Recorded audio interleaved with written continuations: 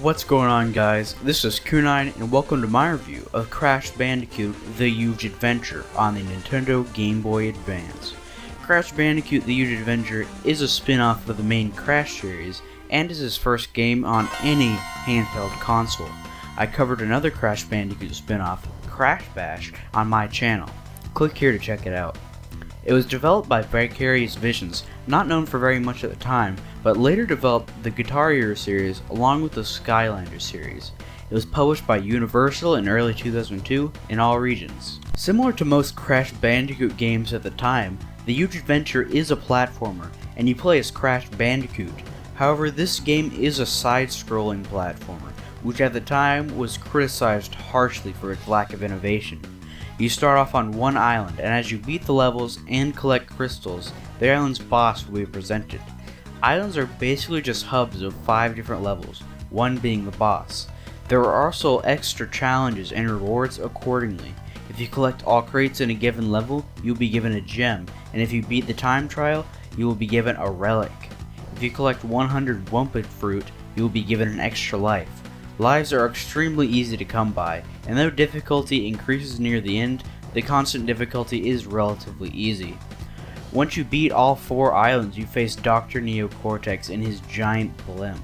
You fire missiles at him while chasing alongside with your jetpack. Unsurprisingly, the controls are just as every platformer's controls are or should be. The A button is to jump, and the B button is to attack. The left and right D-pad is used for movement, while the down D-pad is used to crouch. The up D-pad does nothing. The start button brings you to a pause screen in which you can see useful information such as your current level, sound options, and the option to return to the warp room. On the top of the screen, other useful information is displayed, such as the amount of Wumpa fruits, amount of mystery crates broken, and the amount of lives. Saving is extremely easy and intuitive in this game. All you have to do is be in the island or hub and hit the start button. This will bring up a menu in which, among other things, will allow you to save. The story is one of this game's major flaws. The story basically boils down to Uka Uka is mad at Dr. Neo Cortex because he has failed him once more.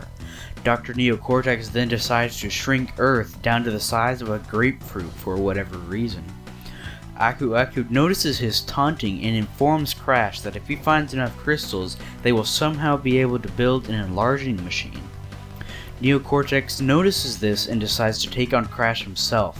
He tries to shrink Crash, but accidentally hits his crystals, and this, for whatever reason, destroys the machine Cortex used to shrink the Earth. The game's graphics are easily its best feature. Everything looks like a lot of time went into it and is very well done. Whether it be the cutscenes or the actual gameplay, everything is so vibrant. Animation is also very well done. I especially like the spin animation used by Crash's attack. Sound is nothing special, but is also nothing terrible. I can't really recall any music standing out, or any sound effects standing out either. This is both a good thing and a bad thing because it means that nothing in this game is terrible, but nothing is terribly good either. Like I previously stated, this game is relatively easy. All things considered, this has essentially no replay value featured in this game.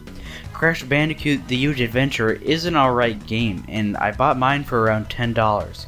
I wouldn't pick it up for that price, but if you can find it about half that price, you should pick it up. I'm giving Crash Bandicoot The Huge Adventure a 6.2 out of 10 based on intuitive saving and excellent graphics. There are also many flaws featured in this game, and some examples are zero innovation, horrendous story, subpar sound, and no replay value.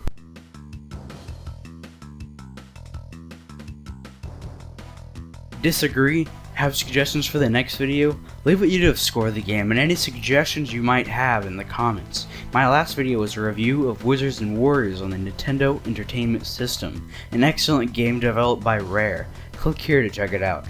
Be sure to like this video if you enjoyed it and subscribe if you want to see similar content.